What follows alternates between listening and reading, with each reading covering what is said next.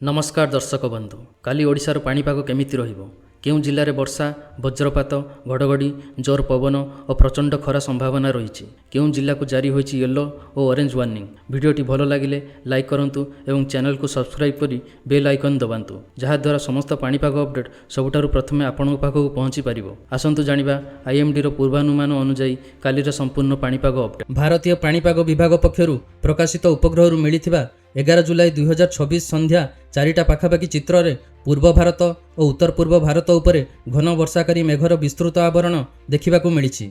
ओडिशा उपरे मध्य मौसुमी मेघर प्रभाव जारी रहिछि। विशेषकर उत्तर उत्तर पूर्व और उपकूल ओडिशा उपरे मेघर घनता अधिक रहिथिबारु आगामी किछि घंटा मध्यरे हालुकारू मध्यम वर्षा सह वज्रपात हेबार संभावना रहिछि। सैटेलाइट चित्र रे बंगोपसागर उत्तर पूर्व भाग और बांग्लादेश उपकूल निकटने मध्य सक्रिय वर्षाकारी मेघ देखा जाउछि।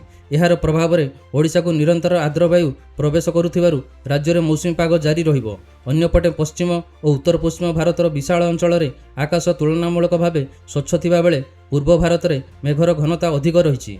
आसंता 24 घंटा मध्य ओडिशार अधिकांश स्थान में मेघुआ पाग लगी रहिबो।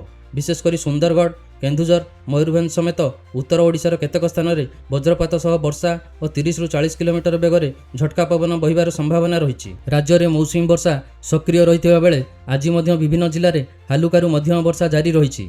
भारतीय पाणीपाग विभागर सर्वशेष सिनप्टिक सूचना अनुसार मौसुमी अक्षरेखा वर्तमान श्री गंगानगर रोहतक शाहजहानपुर बस्ती मुजफ्फरपुर देई मणिपुर आड़ को विस्तार कर यार प्रभाव में ओडिशा रे वर्षा पाई अनुकूल पाग बजाय रही। गत 24 घंटे दक्षिण उपकूल ओडिशार खोर्धा और नयागढ़ जिलार केतेक स्थान में प्रबल वर्षा रेकर्ड करा जायछि। सर्वाधिक वर्षा बालीपाटना रे 9 सेंटीमीटर, नयागढ़ रे 7 सेंटीमीटर, रायगड़ार विषमकटक 6 सेंटीमीटर एवं भुवनेश्वर विमान बंदर टांगी बालीकुदा और बालीशंकरा 5 सेंटीमीटर वर्षा रेकर्ड होइछि। यह छड़ा सुंदरगढ़ जगतसिंहपुर कटक पुरी रायगड़ा ढेंकानाल कंधमाल कलाहांडी केन्दुझर एवं अन्यान्य जिले में हालुकारू मध्यम वर्षा होइछि।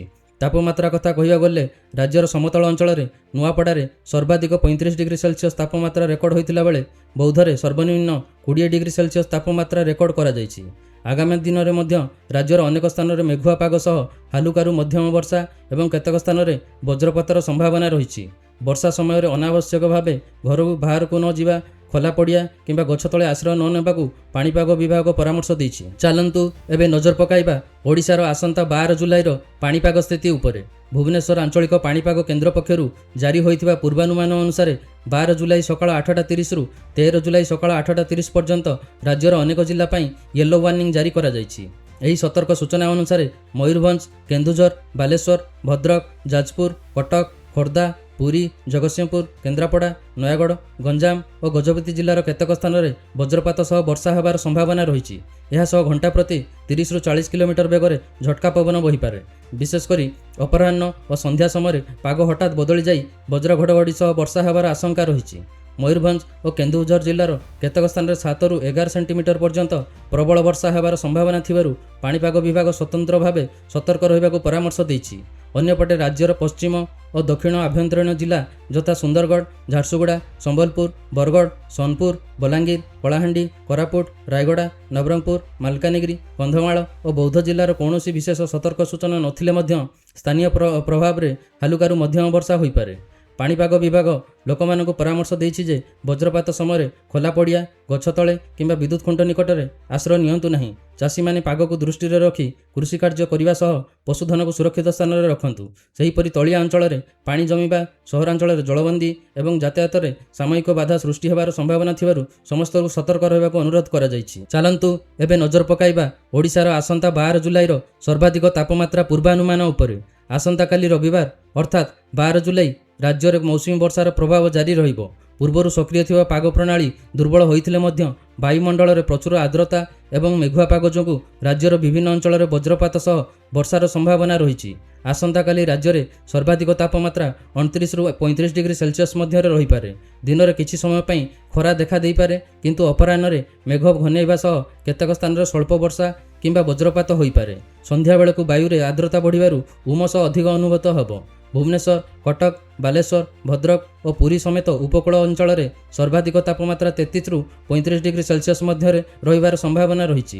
ତାପମାତ୍ରା ଅତ୍ୟଧିକ ନଥିଲେ ମଧ୍ୟ ବାୟୁର ଅତ୍ୟଧିକ ଆର୍ଦ୍ରତା ଯୋଗୁଁ ପାଗ ଅଧିକ ଗରମ ଓ ଗୁଳୁଗୁଳିଆ ଅନୁଭବ ହେବ। ଅନ୍ୟପଟେ ଭୁବନେଶ୍ୱର ଆଞ୍ଚଳିକ ପାଣିପାଗ କେନ୍ଦ୍ର ପକ୍ଷରୁ ସୁନ୍ଦରଗଡ଼, କେନ୍ଦୁଝର ଏବଂ ମୟୂରଭଞ୍ଜ ଜିଲ୍ଲା ପାଇଁ ହଳଦିଆ ସତର୍କ ସୂଚନା ଜାରି କରାଯାଇଛି। ଏହି ଜିଲ୍ଲାର କେତେକ ସ୍ଥାନରେ ବଜ୍ରପାତ ସହ ବର୍ଷା ହେବା ସହ ଘଣ୍ଟା ପ୍ରତି 30ରୁ 40 କିଲୋମିଟର ବେଗରେ ଝଟକା ପବନ ବହିବାର ସମ୍ଭାବନା ରହିଛି। ଏହି କାରଣରୁ ଉତ୍ତର ଆଭ୍ୟନ୍ତରୀଣ ଅଞ୍ଚଳରେ ତାପମାତ୍ରା ପ୍ରାୟ 29 ଡିଗ୍ରୀ ସେଲସିୟସ୍ ପାଖାପାଖି ରହିବ। ଏହାସହ ଆସନ୍ତା ଜୁଲାଇ 15 ତାରିଖ ପର୍ଯ୍ୟନ୍ତ ଓଡ଼ିଶା ଉପକୂଳ ପାଇଁ ସାମୁଦ୍ରିକ ସତର୍କ ସୂଚନା ଜାରି ରହିଛି।